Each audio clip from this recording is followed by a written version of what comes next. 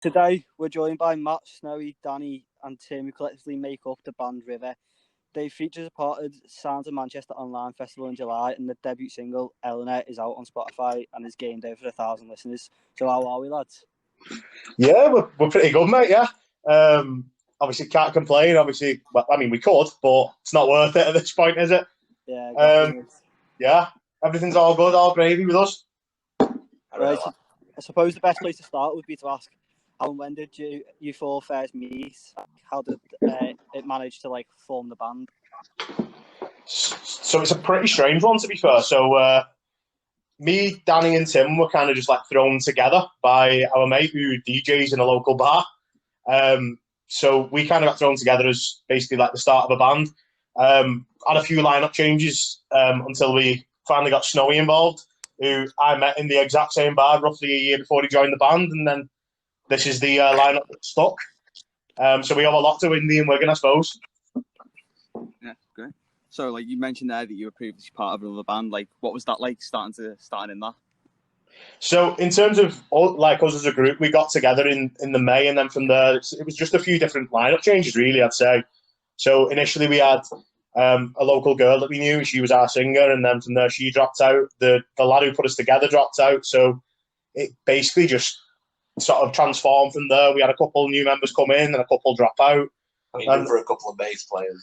Yeah, we've been through about 3 or 4 bass players at this point, but then we finally got one that's stuck and we can't get rid of him now. So it's good you've got a different way, and you found the best method for the band and stuff. You know what I mean? Yeah. But growing up, what age did you know you wanted to start getting into music properly?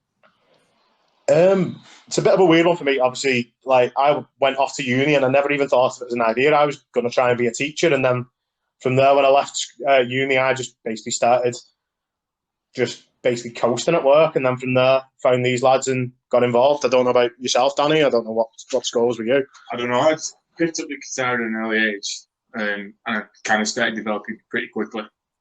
So I just knew. I wasn't no guitar hero, but it was definitely something that. And then I ended up doing a lot of songwriting, so it kind of developed from there. Yeah. Yeah, I'm a similar scenario to Danny. So I started playing drums when I was 13 and really enjoyed it. So I just stuck at it and it became a really good hobby. And then ended up meeting a lot of cool people and stuff through playing drums and ended up just being in bands. And it kind of went from there. Yeah, I'm a bit of a weird one because I started with the clarinet at about 6 years old and then moved over to saxophone when I was 8. And I stuck with saxophone until I was, 18? And I still play saxophone now, but then I actually broke up with my ex and I had to cheer myself up. I bought a bass guitar. Don't sugarcoat it now. I mean, I could play bass and then I just kind of taught myself the best I could and then end up with these lot. Do you think that developing a skill at playing the guitar or the drums or whatever instruments at an early age, do you think it helped you with your mental health growing up, especially in terms of self-confidence and that? Massively, because I say, a lot of people do actually suffer with depression and they don't realise it. I think learning a musical instrument really gives you something to actually. It's like a focal point of your life, and sometimes because especially when you're in at the younger kind of. Because in Wigan we have Wigan Music Service. So when you're playing like the clarinet or something, your teacher will recommend you to bands, and you end up in loads of different bands. It just becomes a focal point of your life. It just keeps you occupied. And I think it's a massive thing. I think everyone really should try to learn an instrument. I think it's a good release as well, because for me, drums is a good outlet creatively, but as well if you've had a stressful day or anything, you kind of just get that out on the drums. Beat the shit out of it. Yeah, and although it's not you're not playing it with anger, but it's just a good kind of cathartic release, which it's helped me mentally, I would say, a lot. I know for myself as well, from a sort of lyrical perspective as well, it's I feel like when we're writing songs, it's an opportunity to kind of be honest with yourself. Quite a lot of our songs have come from periods of time where it's sort of different experiences, different sort of things that we've gone through in life, and just trying to put a pen to paper and working it out. And then using that as like some sort of catalyst to get your thoughts and your feelings down, it really does just work really well for us. I know for myself, it's helped me through a lot of tough times, and these lads have helped me as well, so it's really good. Yeah. You mentioned songwriting earlier. Like, at what age did you decide sort of it was you wanted to push more towards writing your own music and your own songs and things like that? And was there any particular songwriters or bands or artists, like individually, that pushed your motive to do that? I mean, speaking from my perspective on guitar, I've always found that without trying to pigeonhole them too much, you tend to get two types of guitarists. You get very technical players that want to advance the skills and become faster. And I feel like you get the other side of the coin where you get players that are really interested in just original writing, not really interested in technique so much. They're just more interested in making their own kind of stamp on the music side of things. And that's always where I've been geared towards, just kind of writing your own music. You're a bit of both, though, because like as a technical guitarist, you are very good. And also as a songwriter, you're very good. Cheers, mate. It's the nicest we've ever been to you, that, Danny. Like, I genuinely feel like 9 months have passed and no one said anything that nice to you. Yeah, and like I say, from my perspective as well, writing songs, it's just from, I'd say, being about 16, 17, like, I stopped playing my guitar when I was about, I want to say about 12, 13. Then just after I finished school, I just picked my guitar back up, started trying to write songs. And I'm going to be honest, looking back at them now, none of them are particularly good. But like, I feel like it's helped me hone my craft in a way. So when we finally got thrown together, like some of the first practices we ever had, we were bashing out like 5, 6 songs in a practice, and it was just insane. So it really helped, obviously, hone the craft. That was one of the best things about our first practice, because I've been doing so much songwriting on my own. I came to this initial band practice with like, say, six or 7 songs just ready to rock, and then Matt started just dropping his lyrics on top, and it just went from there. It was like an house on fire. We had really good chemistry from the get-go. Yeah. And me and Tim are just apes. Yeah, yeah, 8 strong together and all that. Yeah. Do you, like, when it comes to writing your own songs, do you write them off like your own back, or do you get like assistants writing them from like other members of the, like, as you said, like, do you all help each other out when you're writing songs, or is it mainly like one person? So in terms of a musical perspective, I'd say quite a lot of the songs are mainly Danny. And then from a lyrical perspective, I take over quite a lot of the control myself. But then from there, we've also had like some absolute pearlers of lines coming from Tim. Like he reworked the chorus in one of our songs that we've been doing for a good 2-3 months. He reworked the chorus, and like I couldn't imagine it any other way now. And then obviously Snowy got more and more confident, I'd say, in writing his stuff, bringing that to the table. One of our first practices back after we could finally get in a room together, we literally sat down and he started playing these chords on bass, and from there it's just evolved and it's become like one of our favourite songs to play, I'd say. So I think it's quite a lot of a collective process, but as well as that, I think we all know we've all got a good ear in theory, like, if you get what I mean. Like, we all know where we need stuff and what needs doing. Just really good. Again. So you mentioned that you're sort of mainly on the lyrics, and then Danny will make the music in a sort of sense most of the time. Is there a particular start point in terms of that? Do you start with the music, or do you have an idea for the lyrics first? 90% of the time, it will start with someone playing something. Yeah, we usually just kind of mess about a bit, and then when we hear something that sounds good, we just kind of hone in on that. Yeah, it literally is. Just sometimes it'll be Danny will play something, or Snowy will play something, or Tim will do something with his drums. You just go. And we're literally just like, it's almost as though the practice will halt and someone's put a light bulb above my head, and I'll just be like, keep playing that. Whatever you're doing, just keep playing it now. It makes me sound a bit like totalitarian, if I'm being honest, but it really does work. It's a very simple songwriting process, in my opinion, but it's been really effective. Sometimes it works, and sometimes it makes you feel right. Yeah, when we end up on doing a song like Smile Back, and it takes us 2 weeks to get one particular part right, I think that just kind of makes you want to tear your hair out. But at the same time, it's worked so well for us. Like, from starting out, we've somehow managed to come up with I want to say about 16, 17 songs now. Something like that, potentially plus. And 12-month window, it's not even 12 months, is it really? We brought them about 4 months. Yeah, crazy. But it's working. With having a lot of free times, obviously, on your hand recently, have you been working on any new music, or have you taken the time to take things a little bit slower? A bit of both, I'd say. Danny's probably the best person to speak about this, just literally down to the fact is any time that he thinks he's got something, it's literally straight in the group chat, and then from there it's up for me to work on it pretty much. Yeah. I mean, I have a decent setup at home with my iRack and Logic.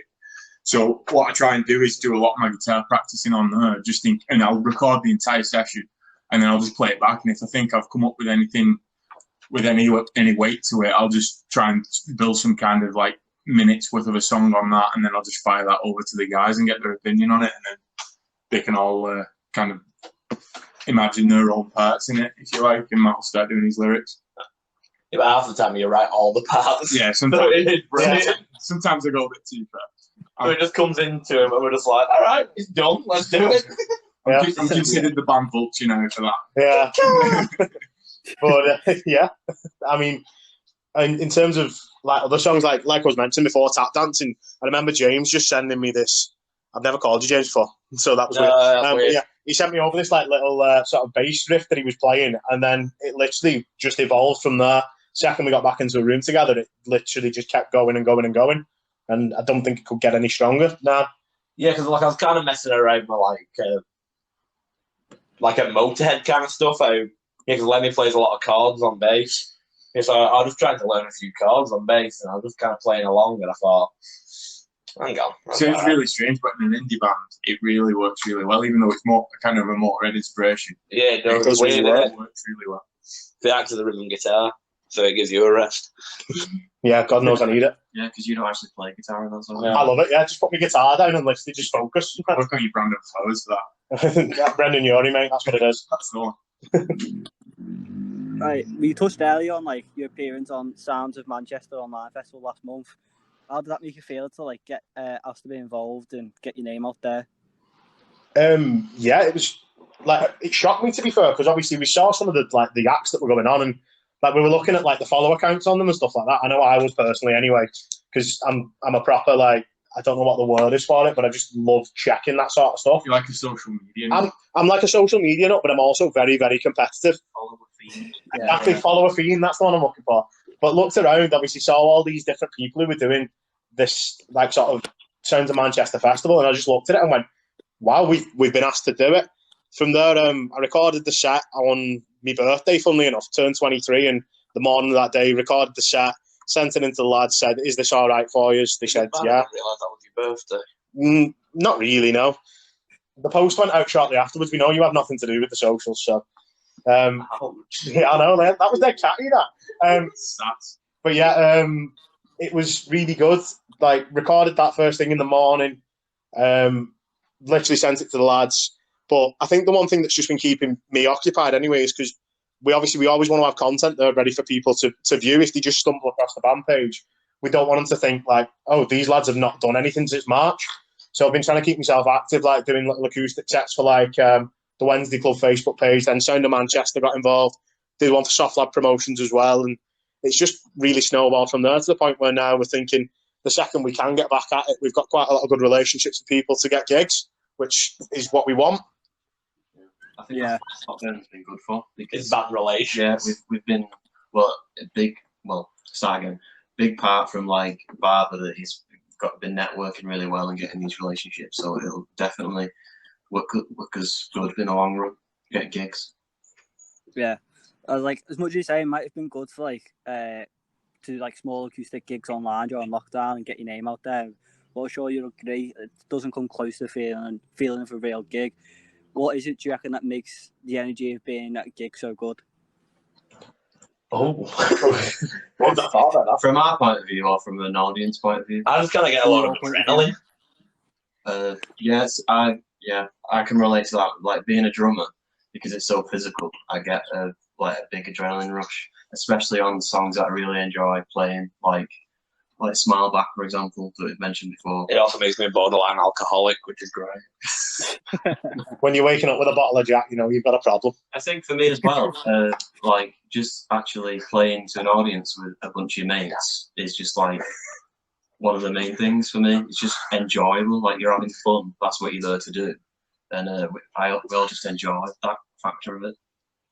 Yeah, and I mean, for me, gigging wise, I think the one that I've enjoyed the most as well was we played in a family friend's front room. Oh, on New Year's Eve. Like, and it was just a really good laugh. Like we had a good time and just like got on with it. But we all got slaughtered. I mean, yeah, Tim couldn't play the drums by the end of it, but we all had a really really good laugh. But we also had one of our first followers, really, I'd say, Finn. He was actually there, and from there, he was the first person I can think outside the band, and other than myself, probably in the band, that could sing the words to Elena like back to me. And it was just crazy feeling, thinking someone can actually sing those words back to me, and it seems normal. And we hadn't even released it. Yeah, like this, we're talking like New Year's Eve. We only released the song in March, and somehow we knew every single word to the song. He learned it off all the demos that we've done. Yeah. And you mentioned, you mentioned he was able to sing like all the words to Elena back to you. How did that make you feel the first time he managed to do that? Genuinely, number one, shocked. Number two, I was a little bit creeped out.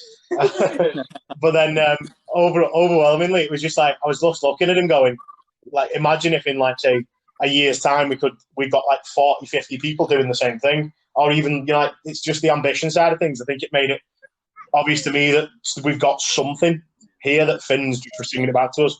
And I mean, the really good thing about Finn is he's one of probably the most loyal people I've ever met.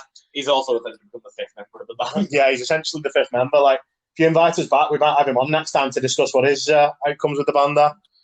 Yeah. But yeah, he's the cover star of Elena as well, which we kind of gave him because of that night. Like, singing the words back to us, it was sort of crazy. So we just thought, he deserves this. We put him on the front cover of it. And I think he's been getting hit up by all the single mums in the area ever since. I don't think he's ever actually missed a gig, has he? He's missed two. He missed two. He missed our debut gig at the Zanzibar. Yeah. But granted, he was only, 17 at the time? Yeah, he wasn't old enough to get in. He weren't old enough to get in. And then he missed, what was the other? Phase one. Phase one, yeah, it was like a Monday night. But it was a Monday night and he came and saw us on the Saturday before it. So, like, I mean, we can let him off. Would you say that, in terms of mental health, performing at gigs and, going to them as well as fans, would you say it's had a positive impact on your mental health? Oh, massively, because like it gives you something to look forward to at the end of the week. Let's say you've got like a gig on like a Friday or a Saturday and you're having a shitty week. You just kind of look forward and you think, yeah, I've got a gig after. I mean, when you walk off a stage and you can see, multiple hundred people in a room like clapping and congratulating you, you kind of get that feeling. You understand what Mike Tyson feels when he walks in the ring. You know what I mean? You get the rush. But we don't bite off people's ears. Well, yeah, there's that as well. But the adrenaline rush is it's something else. Like I remember that when we played Studio 2, like we walked into the room. It was an empty room, but then we walked into the bar area. We went to get a pint and like sat opposite us is like Kieran Shudoff from Circa Waves. And I don't think I've ever been as nervous or as excited as that first song walking out, knowing he's sat there in the audience probably listening to it. But it's just that extra little bit of a buzz that we needed. I think a little bit more motivation as well. Yeah. I think on terms of mental health as well, like if you go into a gig, you're surrounded by like-minded people as well that are into the same music as you. So you can have like conversations with complete strangers about music, and I think that kind of interaction is definitely good for your mental health. And you meet a lot of like new friends as well. Like I've had that in the past. It's like a super positive atmosphere. Yeah, because we was on that gig at Phase One, and we met probably our closest band friends ever now. Really, the Banshees. They're like a brother band. Yeah. They kind of mentor us as well, don't they? Yeah, they do. They help us with our social media a bit. Massively help us with the social media side. I know Vinny's always in touch with us and through the Banshees page and that. He's top lad. They're absolute godsend. Yeah. In terms of going to gigs and that, what's the best experiences you've had at a gig, either as a fan or when you've been performing? Oh, I'd say as a fan, probably Muse, because it's just the stage presence is unbelievable. Like the effects that they use, and it's just absolutely amazing. But I think as an artist, I think probably Zanzibar, actually. The debut, it was amazing. There's no sadly closing. Yeah, because we were like at the Small Fish, and we'd only been like around really as a band for like a month or so, and we just nailed it. And we nailed it. And it just felt really good. But a lot of people were really surprised that we'd only been around actually fall such a short amount of time. Yeah, like we took the gig before we even had you, which was the weirdest part about it. And we did a full set. Yeah, we did. I think we overran a little bit as well, which is probably why we never got invited back. But yeah, for myself, like from going to a gig perspective, I'd probably say just in terms of like one moment that stands out to me is watching Foo Fighters at the Etihad, seeing Dave Grohl just control the crowd. Yeah. Just watching him like during Big Me, for example, just literally playing just him on his own, and then the crowd behind him, and it was insane. Like, despite being from Wigan, I read up like you gig mainly in Liverpool. It's like a specific reason you like do more gigs in Liverpool compared to like the Greater Manchester area. I think we just like the crowds better. Yeah. Don't go saying that. Like, we're not getting asked back to go and play in India anymore. No, we love Wigan and Manchester. It's just like That's where our first opportunities came as well. There's a lot of opportunities in Liverpool. The first offers we were getting just came from Liverpool, and they rolled on from there. Yeah, like Knocky Coast, who we supported the first time we ever played. I've been mates with their drummer for a few years, so when they were asking for support acts, I just dropped him a message, and literally he just took a punt on us, and it just really worked. Yeah, because we were working with them. What they called? The twins. The Cockbain twins from Post Romantics, and yeah, a lot of our gigs in Liverpool have come from them. Really, yeah. I think as well in Liverpool there's a lot more venue choice than in Wigan because it's only a town, and like our original plan was to play in cities, like to start off with to kind of beef up our following, and then kind of go to like the suburban places and the towns. So I think, like the guy said, like Liverpool just kind of warmed to us straight away. So we'd never turn down a gig from there. No, I can honestly say that if you offer me a gig in Liverpool tomorrow, it could be in like the dingiest little bar ever, but I will take it. Oh, it could be in front of Liverpool Line Street Station. We'd do it, wouldn't we? Yeah, literally like Woolworths window. Yeah, proper Woolworths window style. Oh yeah. With that, you mentioned before the Zanzibar where you played your first gig, and it is unfortunately closing, as we found out yesterday, as the time recording. But would you say that's the venue that you're most emotionally attached to because of the first gig scenario and the crowds that have gone there and throughout the history of the place as well? I mean, it absolutely gutted me when I heard the news. I mean, it brought a bit of a tear to my eye because it was the first gig I'd ever played. Yeah, like RIVVER, and it was just a massive, massive gig for me, and it was like all my family were there, all my friends were there, and it was just like I've got a lot of good memories of that place now, and it's just a shame that the high chance that I'm going to be able to go back. That's just sad. Have you got any gigs booked in yet for when it's safe and everything opens back up? So, in terms of planning stuff, I think I'm probably the best person to talk about it because I'm the only one who seems to be able to remember. So, we've got, Tim remembers as well. We've got another appearance at Below the Bridge Festival in Manchester planned, which was supposed to be in March. That's been pushed back quite a few times since then, obviously, as we keep changing how long we think we're going to be in this sort of situation. But we're hoping to get that back up and running. We're going to be playing, obviously, in our hometown in Wigan at Independence as part of the Resurrection Night, which obviously we were scheduled to play that in Easter. We're hoping to get something off the ground in Warrington as well, because I've been hearing really good things about Friars in Warrington, Friars Bar, from people I went to uni with. We've got a gig with a band called Polybius from around Liverpool as well. Released their first single. It was supposed to be their single launch night we were playing at. Obviously, that got pushed back as well. But it's really just trying to keep on top of what we've already had pre-booked and then going forward trying to book more. Because I think when, obviously, everything does reopen up, I think we want to hit it like a bat out of hell. We want to be, like, flying. Yeah. It's like, we've touched on it before, but, like, in March, you've released your debut single, Eleanor.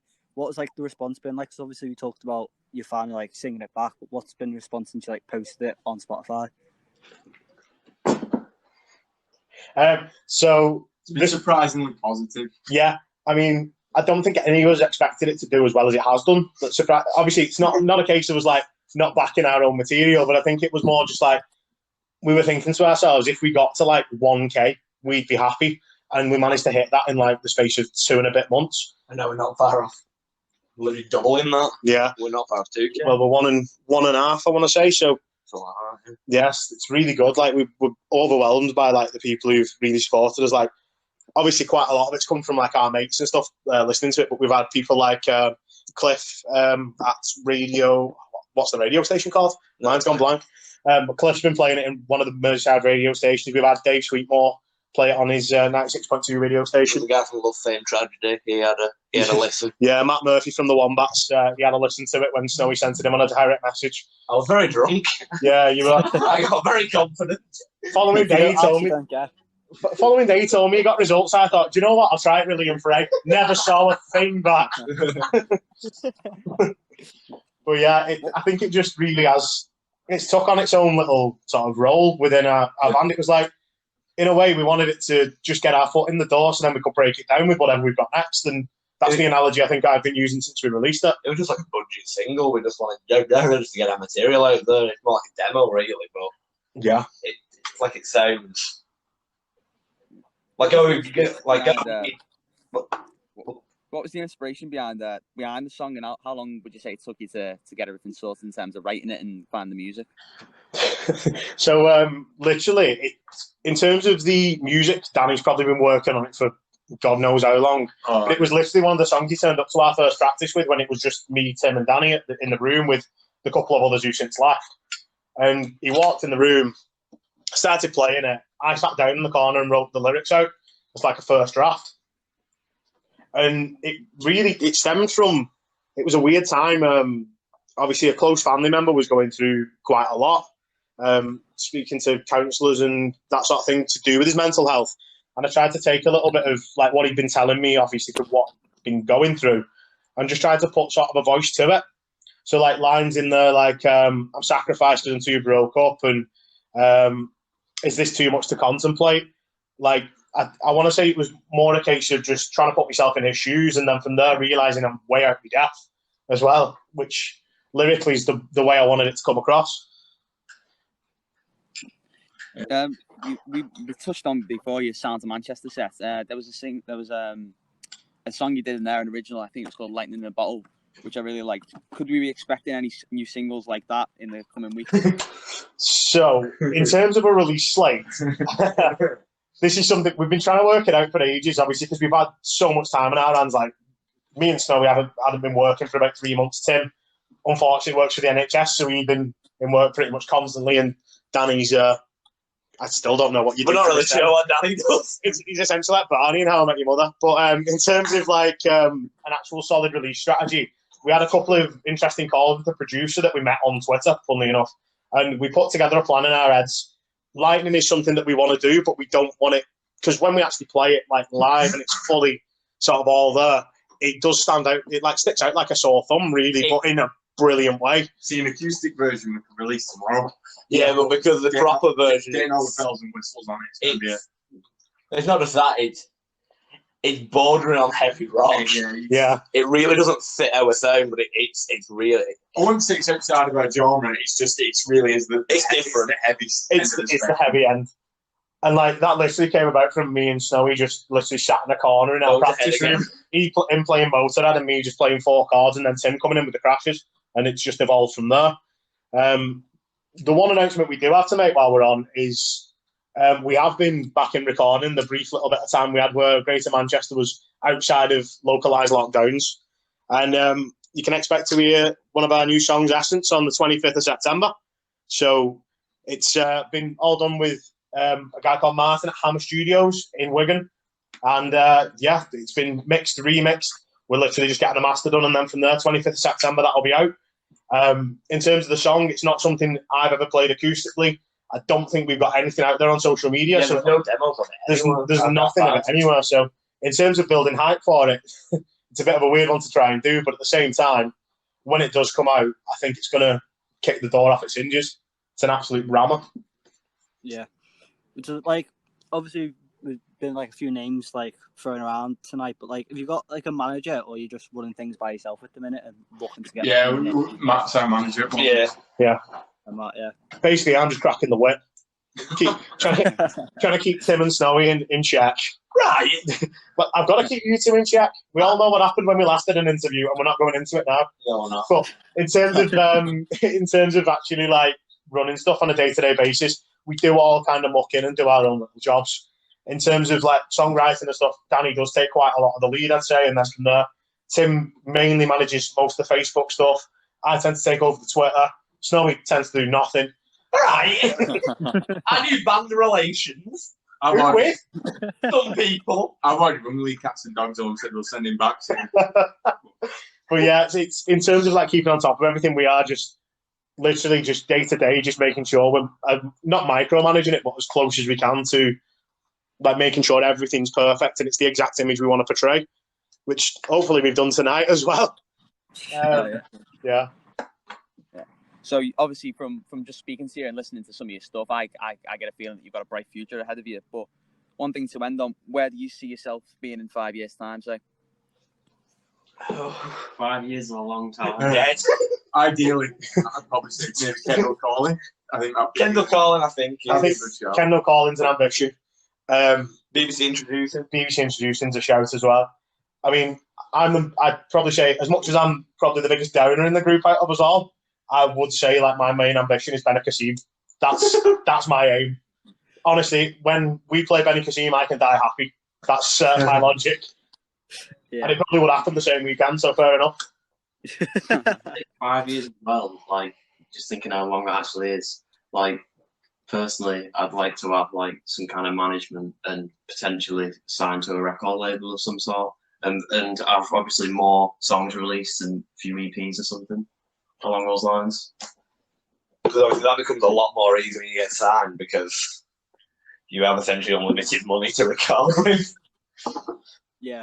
So obviously you've got bigger and everything, so it becomes slightly easier to produce more music and get new singles and that out.